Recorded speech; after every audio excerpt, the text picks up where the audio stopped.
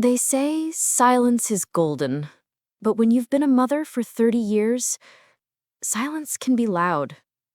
It can be heavy.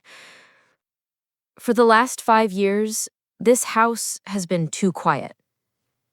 We've done the Zoom calls, we've done the FaceTime toasts, we've mailed the gifts and sent the Venmo transfers. We survived the pandemic, the job changes, the cross-country moves.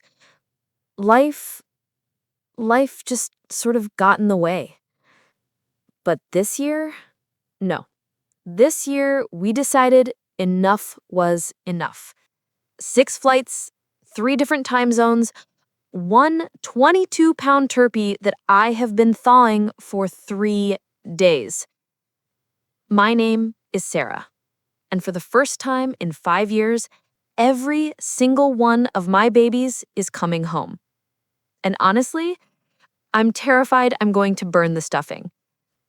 But mostly, I just can't wait to hold them. You forget how much they eat. You really do. When it's just me and my husband Dave, a gallon of milk lasts a week. When the boys are home, it lasts about 15 minutes. The prep started on Monday. It has to. This isn't just dinner. It's a tactical military operation. I went to Costco, and I think I bought enough butter to keep a dairy farm in business for a year. But that's the secret to American Thanksgiving, isn't it? Butter, salt, and nostalgia. I'm making everything from scratch this year. No shortcuts. The green bean casserole with the crispy onions, the ones from the can. Because if I made fresh onions, my youngest, Leo, would riot. The sweet potato souffle with the marshmallows on top, and of course, the pies. These cards, they are older than my children. Seeing my grandmother's handwriting, it grounds me. It reminds me that I'm just the current caretaker of these traditions. I'm peeling the apples the way she did. I'm rolling the dough the way my mother did. And I'm praying the bottom crust doesn't get soggy, just like every woman in this family has prayed since 1950. The anxiety is real, though, not about the food. The food is the easy part. It's the travel. It's November. The weather in Chicago is looking iffy. My daughter, Emily, is flying in from San Francisco, and her connection is tight. You find yourself staring at that flight tracker app like it's a crystal ball. You bargain with the universe. Just get them here safely. I don't care if the turkey is dry. Just get them here. Wednesday night, the night before Thanksgiving. This is when the house starts to wake up. Warm, descriptive tone. Mike was the first to arrive. He drove 6 hours. He looks tired. He looks older than I remember, even though I just saw him in the summer.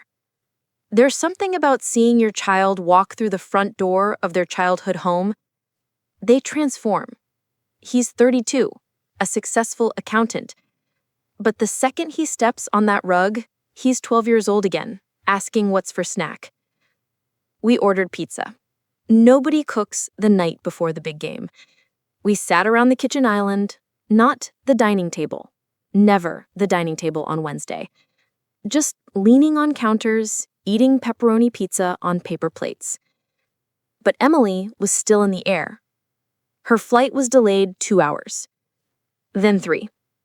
The snow in Denver was messing everything up. I kept telling myself, she's an adult, she travels for work all the time, but you never stop being a mom. Until she is under this roof, my shoulders are up to my ears.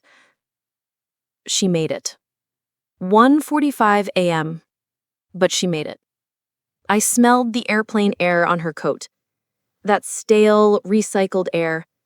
But underneath that, she smelled like my Emily, lavender shampoo and coffee. I held her for a long time. I think I squeezed a little too hard, but she didn't let go either. Finally, the flock is all accounted for. The nest is full. 6 a.m. The house is sleeping, but I'm up. It's just me and the bird. There is a sacred quiet to Thanksgiving morning before the chaos starts. I put the coffee on, I turn on the Macy's Thanksgiving Day parade, but I keep the volume low. It's just background noise. The marching bands, the giant balloons floating down 6th Avenue. It's the soundtrack of my childhood, and now it's the soundtrack of my kids' adulthood. By 9 a.m., the zombies emerge. There's a rule in this house. You can sleep in, but if you want cinnamon rolls, you better be up before the parade ends. The kitchen is officially a disaster zone. I have 3 people trying to help, which is sweet, but honestly, they are in my way. Emily is trying to make a healthy salad with kale. I told her, honey, today is not about kale. Today is about carbohydrates and emotional comfort. But I let her make it. It makes her feel useful. It's chaotic. It's messy. There's flour on the floor. The dog is tripping everyone because he knows ham is being sliced. And I look around this crowded, hot, noisy kitchen, and I feel this lump in my throat. This is it. This is what I missed. I didn't miss the clean house. I missed the mess. I missed the noise of them arguing over who gets to control the Bluetooth speaker. We use the good plates. We use the cloth napkins. My husband, Dave, brings the turkey out.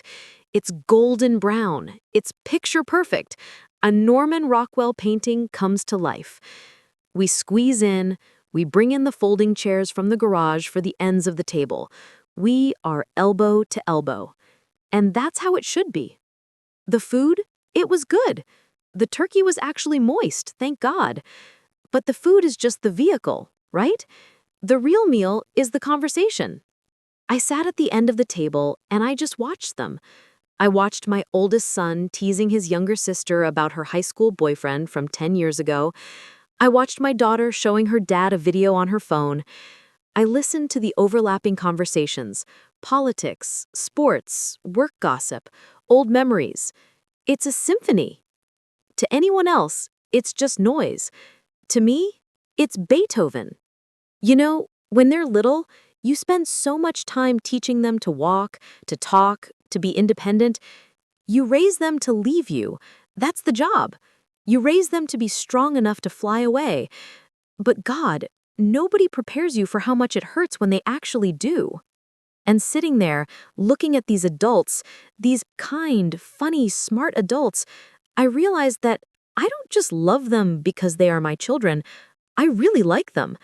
I like the people they've become. And I realized how lucky I am that they chose to come back. They have lives. They have choices. And they chose to spend their precious time off sitting in my dining room eating my potatoes. The itis has set in. The tryptophan coma. The dishwasher is running its first of 3 loads. Emily and I were washing the crystal, and she looked at me and said, Mom, the house feels really good. And that was it. That was all I needed to hear. The weekend flew by. It always does.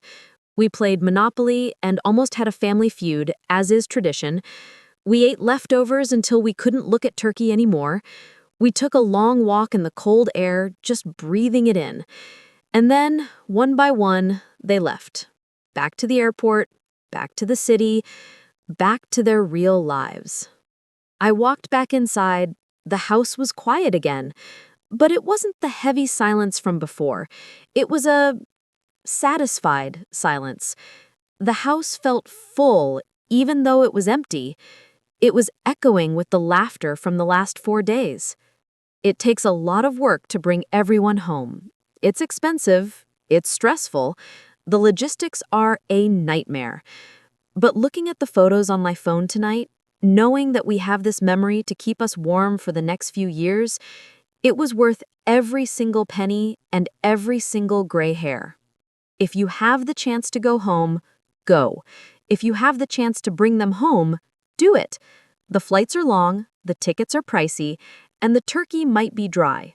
But the time is priceless. If this story touched your heart, or if you know the joy of a loud, messy family Thanksgiving, please give this video a like. It genuinely helps our channel grow. And if you want to see more of our family adventures and holiday traditions, make sure you hit that subscribe button and ring the bell so you don't miss our next story. From our messy, loud, beautiful family to yours, happy Thanksgiving!